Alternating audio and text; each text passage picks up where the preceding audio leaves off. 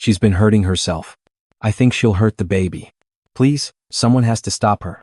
That was my mother's voice coming through a CPS officer's phone. On speaker, in the middle of our baby shower, 30 guests watching my wife freeze in her tracks. My name is Caleb, and that was the day I stopped having a mother. My wife, Sophie, and I had been together for 4 years. We met at a work conference in Austin. She was presenting on pediatric nutrition research. I was there representing my firm's healthcare division. She was sharp, warm, and completely unbothered by my family's expectations of who I was supposed to bring home. That should have been my first clue that my mother would never accept her.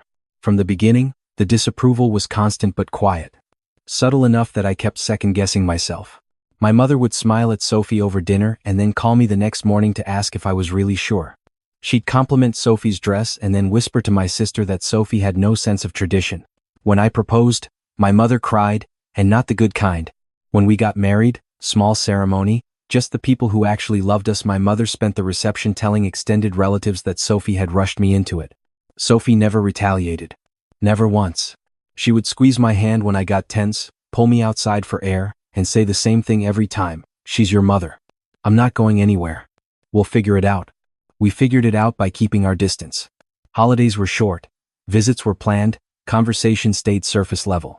It wasn't perfect, but it was manageable. And then Sophie got pregnant. I thought a grandchild might change things. I genuinely, stupidly, hoped it would. My mother seemed warmer for a while. She asked about doctor's appointments. She sent a card when we announced the gender. I thought we had turned a corner. We hadn't. The baby shower was Sophie's best friend Diane's idea. A Sunday afternoon, late spring, our backyard strung with lights, 30 people who adored Sophie gathered to celebrate her. Sophie was 8 months along. She was glowing. She laughed more that afternoon than I had seen her laugh in months, and I stood there watching her with a plate of food I wasn't even eating, just grateful. My mother arrived 40 minutes late. She hugged Sophie briefly, set a gift bag down without a card, and went to stand with my sister near the drink table. I watched them across the yard. They were whispering. I told myself it was nothing. It was not nothing. An hour into the party, a woman in a navy blazer and slacks walked through the side gate. She had a badge clipped to her jacket and a clipboard in her hand. She scanned the yard, found Sophie, and walked directly toward her. I watched the color drain from Sophie's face before I even knew what was happening. Child Protective Services. The woman said clearly enough for people nearby to hear. We've received a report regarding the well-being of an unborn child. I need to speak with you privately. The yard went quiet the way a room goes quiet when something breaks. 30 people staring. Sophie's hands went to her stomach instinctively. She looked at me across the yard with an expression I had never seen on her before. Not fear exactly, but the look of someone who just realized the ground under them wasn't solid. I crossed the yard in 4 steps. What report? I said. Who filed this? The officer was professional, calm. She said she couldn't share the source during an active welfare check. She repeated that she needed to speak with Sophie privately. Sophie nodded, jaw tight, and followed her inside. I turned around. My mother was watching from across the yard. She wasn't shocked. She wasn't confused. She had the expression of someone who had been waiting for a specific moment to arrive. And it had. I walked straight to her. Did you do this? She tilted her head. I don't know what you mean, Caleb. My sister looked away. I said her name. I looked at my sister directly. Did you know about this? She said nothing. She picked up her drink and turned slightly toward the fence. And in that silence, everything I had explained away over 4 years, the subtle comments, the quiet sabotage, the cold shoulder, the whispers, it all rearranged itself in my mind into a shape I couldn't ignore anymore. I went inside. The CPS officer was seated at our kitchen table, asking Sophie questions in a measured, practiced tone. Sophie was answering clearly and steadily, hands flat on the table, but her voice had a tremor in it that she was working hard to control. I sat beside her. I held her hand. The officer glanced at me and kept going. The report claimed Sophie had been engaging in self-destructive behavior. That she had made statements about not wanting the baby. That there were concerns about her mental stability and the safety of the unborn child. None of it was true. Not a single word. Sophie looked at the officer and said very quietly, I have my full prenatal records. I have never missed a single appointment. I see a therapist every other week for general pregnancy anxiety, which my OB recommended. I can give you every name and number you need right now. The officer wrote everything down. She said she would need to verify the information and that someone would follow up within 48 hours. She was thorough but not unkind. Before she left, she said, almost as a side note, that the report had come in as an anonymous tip, but that the call had originated from a number registered in the area. After she left, Sophie sat in our kitchen for a long time without speaking. The party outside was over, people had quietly gathered their things and left, a few close friends staying just outside the back door. I could hear Diane out there, managing everything, keeping people calm, giving us space. Sophie finally spoke. She said, "I know she hates me. I've always known. But this," she stopped. "This could have had me flagged. This could have followed us when the baby comes." I didn't say anything reassuring, because there was nothing reassuring to say. She was right. A CPS flag, even an unfounded one, creates a record. It triggers follow-up. It can affect hospital protocols at delivery. My mother had not just tried to humiliate Sophie at a party. She had tried to insert a permanent mark into the file of a woman who had never done anything to her. I went back outside. My mother and sister were still there. Most guests had gone. My mother had her purse over her shoulder like she was getting ready to leave. I walked up and said, very calmly, "You need to leave my property. Right now, both of you." My mother looked at me with something that wasn't guilt. It was closer to wounded indignation. "I did what I had to do," she said. "You weren't listening to reason." "What reason?" I said. "She isn't stable, Caleb. You're about to bring a child into that." "I am trying to protect my grandchild." My sister nodded. "I opened the side gate and held it." I said, "If either of you contacts Sophie, our home, our doctor, our workplace, or any government agency again, I will make sure every single person who knows you finds out exactly what you did today." I closed it behind them. I went back inside to my wife. That night, after the lights were down and Sophie was asleep, I sat at the kitchen table with my laptop and didn't move for 3 hours. Sophie's best friend Diane was more than just a friend. She was a family law attorney with 12 years of experience, and she had seen false CPS reports used as weapons in custody disputes, divorces, and family conflicts more times than she could count. She answered when I called at 11 p.m. She said, "Save everything. I'll be there in the morning." She arrived at 8 with coffee and a yellow legal pad. We worked through the morning. I pulled phone records. I had a shared family plan that my mother had been on for years, and I could see the call log. There it was. A call to the state CPS hotline, the morning of the baby shower, 47 minutes before my mother arrived at the party. Diane looked at it and said, "That's the origin call. Anonymous tips don't erase call records on your end." But we didn't stop there. Because, as we dug, we found something else. Sophie and I had been planning to set up a college fund for the baby.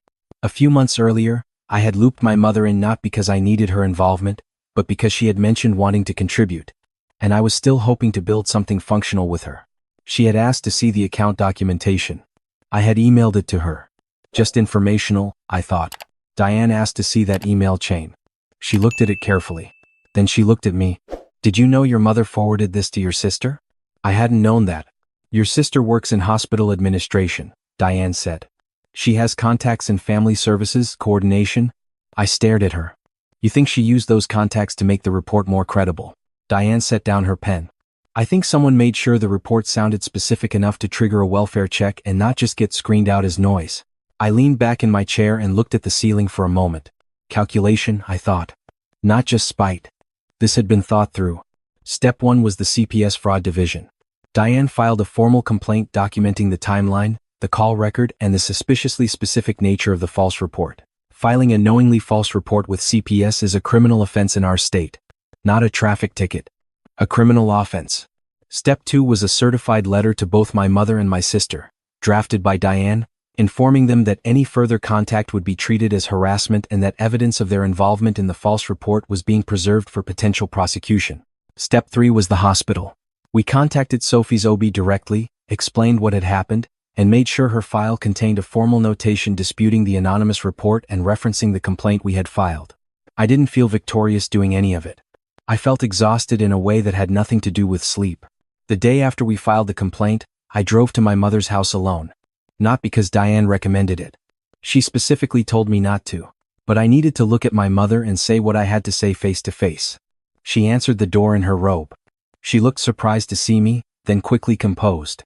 I stepped inside without being invited. I stood in her living room where I had grown up, where I had done homework on that floor and fallen asleep on that couch, and I looked at her. I said, "You filed a false report with CPS on the morning of Sophie's baby shower. You called from your personal phone. We have the record." She said nothing. I said, "You forwarded our financial documents to my sister, who used her professional contacts to make your lie sound credible. We know that too." She crossed her arms. "I was worried." "You weren't worried," I said. "You were strategic. There's a difference. And the law makes a difference." She shifted. "Caleb, you're overreacting. Nothing happened." The officer came and left. "Sophie is fine." I looked at her for a long time. I said, "Sophie is 8 months pregnant and she sat in our kitchen being questioned by a government official while our guests stood outside in silence because of something you did. And you stood in our backyard and watched it happen and felt nothing." She started to say something about my tone. "I'm not here to argue," I said. "I'm here to tell you that a formal complaint has been filed, that there will be an investigation, and that whatever you thought you were accomplishing control, proof that you were right about her, some version of protecting me that only makes sense inside your own head, none of it worked. The only thing you accomplished was making sure I'll never trust you near my child." She looked genuinely shocked then. Not at what she had done. At the consequence. I turned and walked out. 3 weeks later, Sophie went into labor. 18 hours, hard and long, and she was extraordinary through every minute of it. When our daughter was born, I held her before I did anything else, and I thought, she will never know a single day of the chaos I just came from. That is not a wish. That is a promise. Sophie held our daughter and looked up at me and said, "We made it." "We made it," I said. My mother was not in the waiting room. My sister was not in the waiting room. Diane was. Sophie's parents were. 2 of our closest friends were. The room was full of the right people. The investigation moved slowly, the way these things do. But it moved. The CPS fraud division confirmed that the report had contained fabricated details, specifically a reference to a conversation Sophie had allegedly had with a neighbor, which the neighbor flatly denied ever occurring. Someone had invented it. When pressed on where that detail came from, my mother's story changed twice. My sister's professional conduct board received a separate inquiry, submitted by Diane, regarding the potential misuse of professional contacts to lend credibility to a false child welfare report. My sister hired an attorney. My mother called me once during this period. I let it go to voicemail. She said she just wanted to see the baby. She said she hoped we could put this behind us. She said she had only ever wanted what was best for me. I didn't call back. What I did instead was write everything down. Every incident I could document: the call records, the forwarded emails, the CPS complaint, the investigation status, the neighbor's denial. I gave it to Diane and told her to keep it in a file. If my mother ever attempted another report, another interference, another quiet strategic move against my family, I wanted the file to already exist. Diane said, "You know, most people in your position spend their energy on the dramatic part. You're spending it on the infrastructure." I told her Sophie deserved infrastructure. About 2 months after our daughter was born, something unexpected happened. My mother's neighbor, an older woman who had known our family for 30 years, reached out to me through a mutual contact. She said she needed to tell me something. I met her for coffee. She told me that in the weeks before the baby shower, my mother had come to her twice, asking her to confirm things about Sophie that were not true. She had refused. She hadn't come forward before because she didn't want to get involved. But after hearing that an official investigation had opened, she felt she had to say something. I gave her contact information to Diane. With her statement, the investigation sharpened considerably. What had been a civil complaint started to look like it had criminal dimensions, specifically solicitation of false testimony. My mother retained an attorney of her own. I did not feel triumphant. I want to be honest about that. There was no moment where I felt like I had won something. My mother was a woman I had loved for 30 years. My sister was someone I had grown up beside. Whatever they had become, or whatever they had always been beneath the surface, that history was real. The grief of it sat somewhere quiet and heavy. But I also thought about Sophie, sitting at that kitchen table, 8 months pregnant, hands flat, voice steady, defending herself against a lie my mother had spent weeks constructing. I thought about what it costs a person to hold themselves together like that.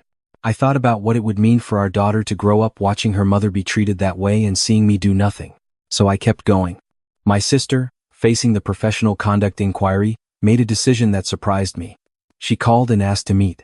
I brought Diane. My sister sat across from us with her own lawyer and disclosed, in controlled and careful language, that she had helped my mother draft the specific details of the CPS report. That she had believed she was helping. That she had not realized certain details had been fabricated until it was too late to walk it back. In exchange for her cooperation with the investigation, the professional conduct inquiry against her was closed with a formal written warning rather than a suspension. She did not apologize to Sophie. I noticed that. She apologized to the process, to the institution. She was sorry for the professional exposure, not for what it had done to my wife in our backyard on what was supposed to be one of the best days of her life. I accepted the cooperation and closed the door on the rest of it. My mother was ultimately charged with one count of filing a false report with a child welfare agency. Her attorney negotiated. She pled no contest. She received a fine, a period of supervised probation, and a permanent mark on her record that would appear in any background check for positions involving child welfare, education, or healthcare. The day her plea was entered, I was at home. Sophie was nursing our daughter in the window light of the living room. I got the notification on my phone, and I sat down on the couch and read it 3 times. Sophie looked over. "What is it?" "It's done," I said. She pled. Sophie was quiet for a moment. Then she said, "I want you to know something. Whatever you're feeling right now, it's okay. Even if it doesn't feel clean." "It doesn't feel clean," I said. "I know," she said. We didn't talk about it much after that. There was a baby in the house and she had decided, very early on, that she was not going to let the circumstances of her arrival be colored by any of it. She was here. She was healthy. She had 2 parents who would do whatever it took to give her something stable. A few weeks after the plea, I got a letter. No return address. My mother's handwriting on the envelope. Inside, 4 sentences. She said she loved me. She said she was sorry things had gone this far. She said she hoped someday I would understand that everything she did came from love. She said the door was always open. I read it twice. Then I put it in the file Diane kept. Not because I was angry. Not because I wanted the last word. But because a door that has a condition attached to walking through it, the condition being that you agree her love justifies what she did, is not actually open. And I wasn't interested in any version of reconciliation that required me to teach my daughter that what happened to her mother was acceptable, or complicated, or a matter of perspective. What happened to Sophie was not a matter of perspective. It was a deliberate act, planned in advance, executed at the most vulnerable possible moment, by someone who understood exactly what she was doing. Sophie and I took our daughter to the park on a Saturday morning, just the 3 of us, coffee in hand, no agenda. She was starting to notice birds. She would go very still and watch them with this expression of total concentration, like she was trying to figure out the rules of something. Sophie bumped her shoulder against mine. "We should take her to a real park. One of those big ones with a duck pond." I said we should. She looked at me sideways. "You know what I realized last week?" "What?" "We never got a honeymoon." I laughed. We hadn't. We had planned one and then deprioritized it, and then the pregnancy happened, and then everything else. "We're going," I said. "When?" "Soon," I said. "Somewhere quiet. With a beach." She smiled and looked back at our daughter studying the bird on the fence post. She said, "I don't need the beach. I just need this to keep being exactly what it is."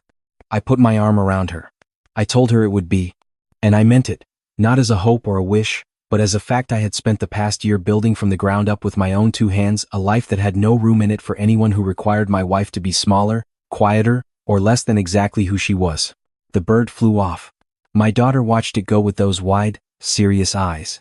And for the first time in a year, I felt the weight finish leaving my body, not all at once, but steadily, like a tide going out. Some people build a family name and think it gives them the right to decide who belongs. They are wrong. And if you ever wonder whether standing up for your partner against your own blood is worth what it costs, I want you to know that I sat in a park on a Saturday morning, watching my daughter discover birds, next to a woman who never stopped deserving someone who would fight for her. It is worth everything.